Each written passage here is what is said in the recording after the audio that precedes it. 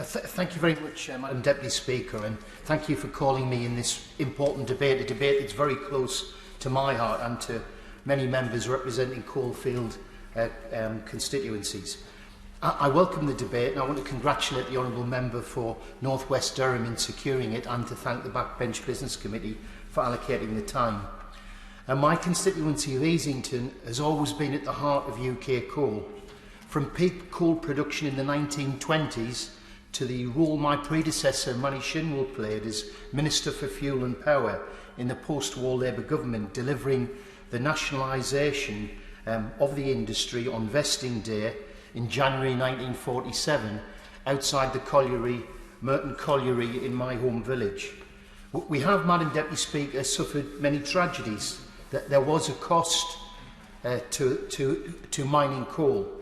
The most recent in my constituency, involving multiple fatalities, was at Easington Colliery Pit disaster on the 29th of May 1951, when 83 men, including a number of members of the rescue team, lost their lives.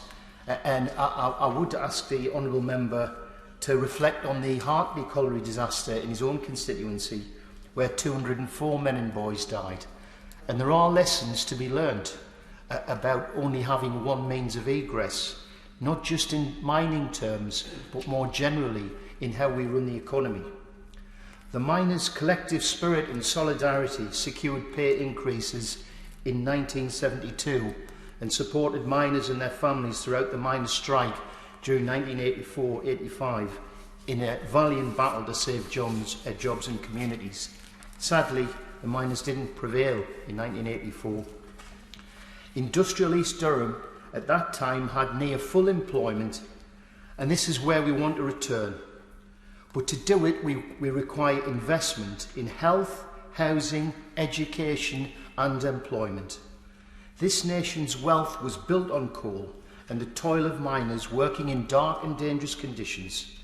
Let's not forget, Madam Deputy Speaker, that we have a debt of honour as a nation to the miners and their communities. These men who mined the coal that fired the engines of industry in the last century that made Britain great.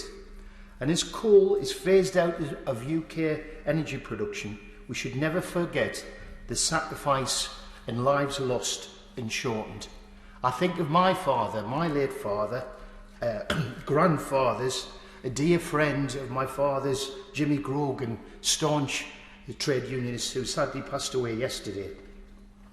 The legacy of coal in the UK should be a new, bright, clean and green future for former coalfield areas. We should be exploring technology like ground source heat exchange pumps that have enormous potential in former coal mining areas. The future of coal and the debt we owe the former coal mining communities must include settling the historic injustices that former miners and coalfield communities still encounter 30 years after the pits closed. And as we consider the future of coal in the UK, let us use this time as an opportunity to amend these historic injustices in relation to the Mine Workers Pension Scheme surplus, justice for Orgreave and investment in coalfield communities.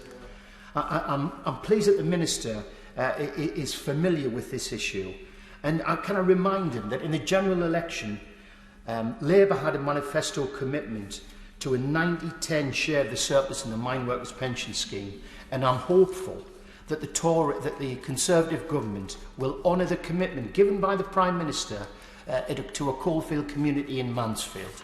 Thank you. Mark Jenkins.